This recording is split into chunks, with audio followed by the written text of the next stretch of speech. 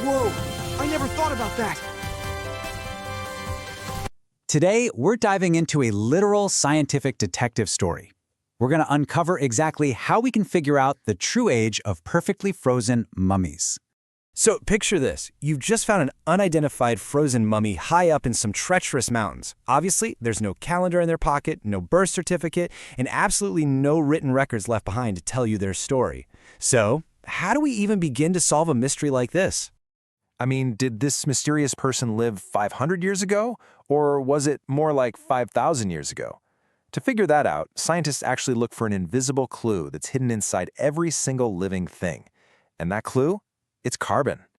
Let's get right into Section 1. Meet carbon-14, the invisible clue hidden in life.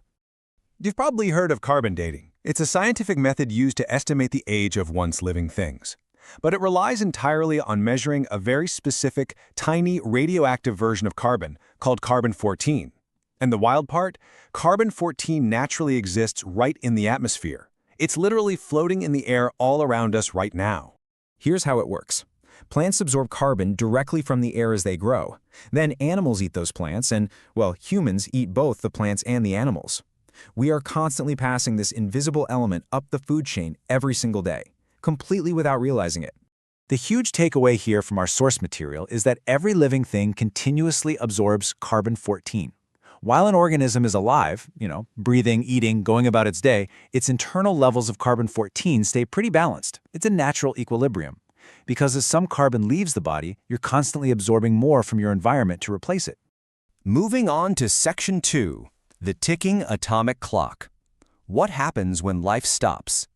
The very second a plant, an animal, or a human dies, that intake completely stops. No more eating, no more absorbing. So without any new carbon coming in to keep that balance, the carbon-14 already locked inside the body begins to slowly disappear. We call this radioactive decay. It's a highly predictable, entirely automatic process, and it kicks off the instant life ends. Now, keep the number 5,730 in your head. It's a massive number, and it's the key to this whole thing. It represents the specific half-life of carbon-14. Think of it as the exact mathematical rate at which our internal atomic clock ticks. Let's break that down. At the exact moment of death, our biological atomic clock is totally full. You've got 100% of your carbon-14 intact, and 0% has decayed. The clock is wound all the way up and is just ready to start ticking. Fast forward exactly 5,730 years, and half of that original carbon-14 is just gone. You're left with exactly 50% remaining, and the other 50% has decayed. But the clock doesn't stop. After another 5,730 years tick by, so we're talking over 11,000 years since death, half of that remaining 50% disappears again. Now we're down to just 25% of the original carbon-14 with 75% decayed. It just keeps cutting in half over and over again, completely like clockwork. So, how do we actually put this to use in the real world? Well, scientists take a biological sample and measure exactly how much carbon-14 is left inside it. Then, they compare that number to the baseline amount that should exist in a living organism today. The mathematical difference between those two numbers, that tells them exactly how long the atomic clock has been ticking, revealing the approximate age of whatever they're studying. Which brings us to Section 3, Ice versus Atoms, the great preservation misconception. You might be wondering, does freezing a body stop carbon decay? I mean, if a mummy is perfectly preserved in deep, freezing mountain ice, doesn't that extreme cold just hit the pause button on the decay process? Honestly, it seems pretty logical on the surface. But the answer is a hard no. We're actually dealing with two totally different types of preservation here. Freezing beautifully stops physical rotting, bacteria, and external tissue damage, but extreme cold absolutely cannot stop atomic time.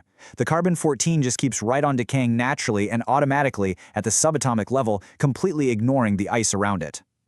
A perfect example from our source material is the famous frozen Inca mummy known as La Doncella.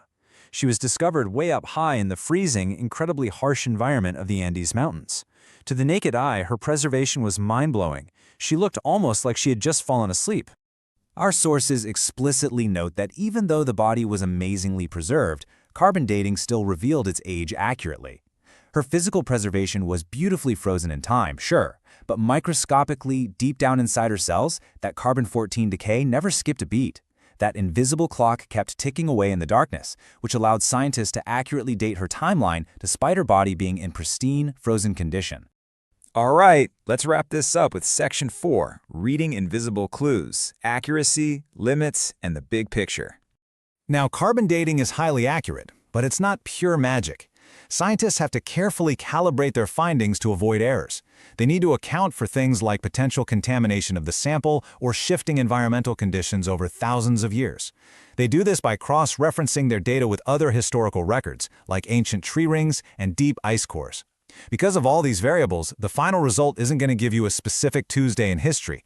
Instead, it yields a small, highly precise age range.